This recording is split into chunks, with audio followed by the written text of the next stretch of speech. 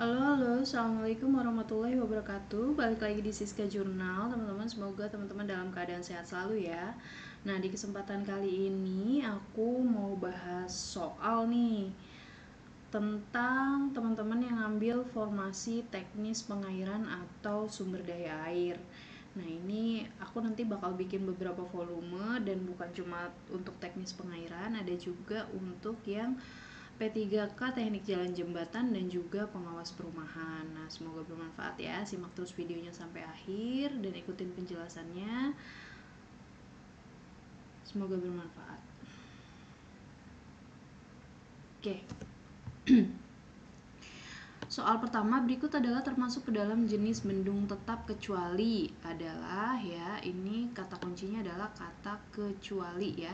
Sini ada bendung karet, saringan bawah, ambang tetap, bendung ambang tetap lurus, dan bendungan gergaji. Jawabannya adalah yang tidak termasuk adalah bendung karet ya, karena bendung karet merupakan bendung gerak bukan bendung tetap. Oke, lanjut lagi ke soal berikutnya. Berikut adalah hal yang perlu dipertimbangkan pada saat membangun bendungan saringan bawah kecuali. Nah, memang teman-teman harus notice kalau misalnya di soal teknis itu seringkali ada bahasa kecuali, tidak termasuk, yang tidak termasuk ke dalam gitu kan ya. Nah, itu artinya pernyataan yang tidak termasuk ke dalam opsi ya. Oke, jawabannya adalah E ya, kurang cocok untuk sungai yang fluktuasi atau bahan angkutannya besar. Why?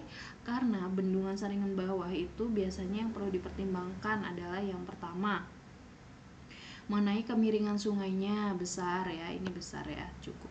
Opsi 1 benar. Kemudian ada butiran sedimennya kecil sampai konsentrasi sangat tinggi. Kemudian mengandung bongkahan batu. Kemudian debit pengambil jauh lebih kecil daripada debit sungainya. Kemudian selain itu adalah tidak cocok untuk sungai yang fluktuasi bahan angkutannya besar. Jadi tidak cocok ya jawabannya ya, bukan cocok. Maka jawabannya ada di opsi E. Selanjutnya di soal nomor 3 berikut adalah dampak buruk yang diakibatkan dari pembangunan bendung kecuali. Jawabannya adalah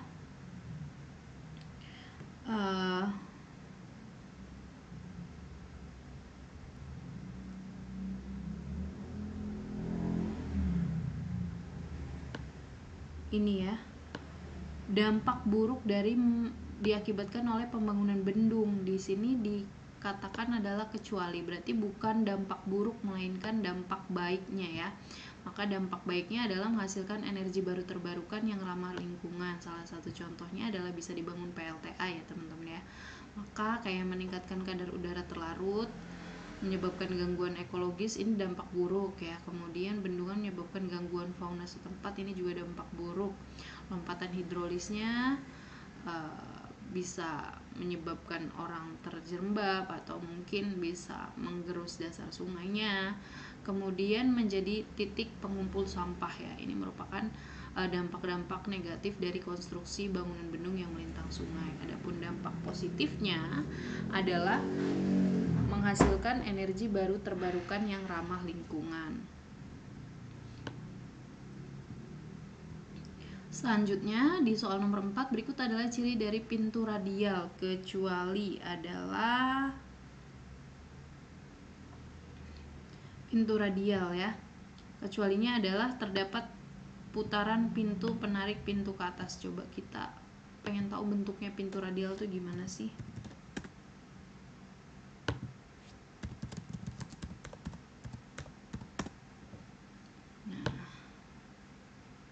Bentuknya kayak gini ya teman-teman ya, kayak gini, jadi kayak sorong gitu ya.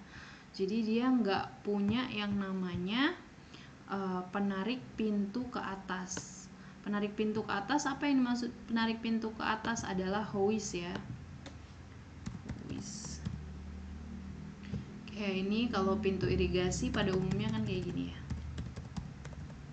Jadi ada tuas penariknya ke atas. Nah ini ya, sini ya, tuh bentuknya ya.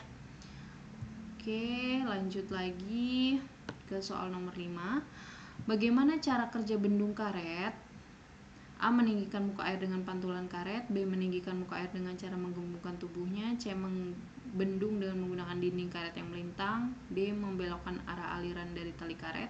Membentangkan karet lentur untuk menahan air dengan ketinggian tertentu.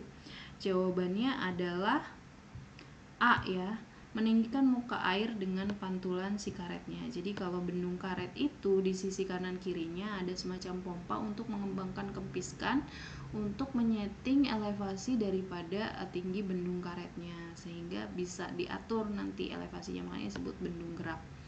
Lanjut lagi ke soal nomor 6, bagian tubuh bendungan yang biasanya terbuat dari material berikut adalah kecuali, yaitu biasanya batu bata ya. Kalau bronjong, riprap itu biasa dipakai untuk material, batu kali juga, urukan tanah juga sebagai lapisan anti kedap, kemudian beton juga sebagai material pembentuk bendung ya.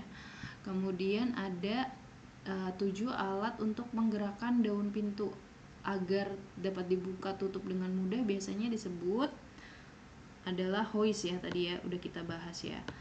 Makanya kita perlu bahas ini bagian-bagian pintu air.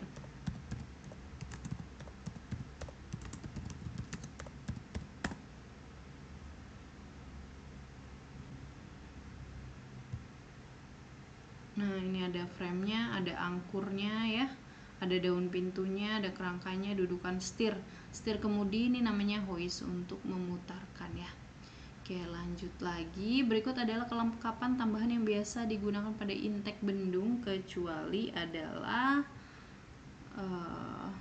alat ukur debit biasanya ada ya di intake ya. Pintu air juga dipakai, tresek untuk menyaring sampah juga dipakai, sadap juga dipakai pada saat pintu intake. Yang tidak dipakai adalah hole ya, atau lubang ya. Justru yang dipakai biasanya ambang. Kalau misalnya di intake bendung kan biasanya disetel elevasinya, kayak mau elevasi berapa makanya dibangunlah ambang. Next, di soal nomor 9, berikut adalah faktor yang mempengaruhi besaran olakan pada peredam energi, yaitu adalah jawabannya tinggi energi mercu dan perbedaan tinggi hulu dengan muka air banjir di hilir. Jawabannya A ya.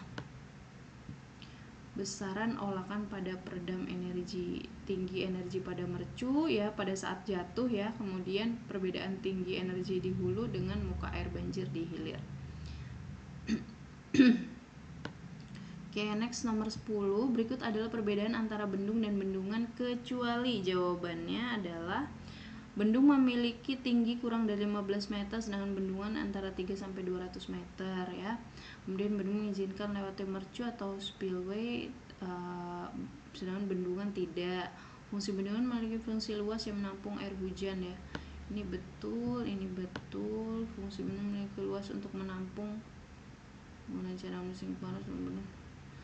Ini jawabannya C ya, salah ya, karena yang menampung itu bukan bendungan melainkan waduk. Ya betul sih, memang kalau bendungan ada tampungannya, tapi yang dinamakan tampungannya itu adalah waduk, bukan bendung ya. Oke, sekian teman-teman di volume 1. Nanti kita lanjut lagi nih pembahasan di volume 2. Mudah-mudahan teman-teman masih semangat nih buat bahas soal. Nanti aku bikinin volume 1 juga untuk formasi jalan jembatan dan juga perumahan. Oh iya, aku mau nawarin buat teman-teman yang berminat nih untuk membahas soal lebih lanjut nih, kayak di video-video ini aku udah kasih pembahasannya lengkap dan soal-soalnya terupdate berdasarkan kisi-kisi tahun lalu dan juga pengalaman-pengalaman soal teman-teman yang udah pernah lolos di P3K tahun lalu. Nah, caranya mudah, teman-teman cukup pesan melalui WhatsApp aja di 081210334044. Aku tunggu ya WhatsAppnya. Ini khusus untuk soal teknis pengairan SDA, jalan jembatan, pengawas bangunan gedung dan perumahan. Oke, thank you. Mungkin teman-teman juga yang ngambil formasi teknis pengairan mau join untuk bimbel, aku ngadain kelas bimbel private ya, khusus buat teman-teman nih, jadi langsung dimentorin sama aku langsung sampai teman-teman paham semua materinya. Itu 6 kali Zoom Meet. Nah, untuk detailnya teman-teman bisa WhatsApp juga ya di nomor yang sama. Thank you, semoga bermanfaat. Wassalamualaikum warahmatullahi wabarakatuh. See you to the next video. Bye bye.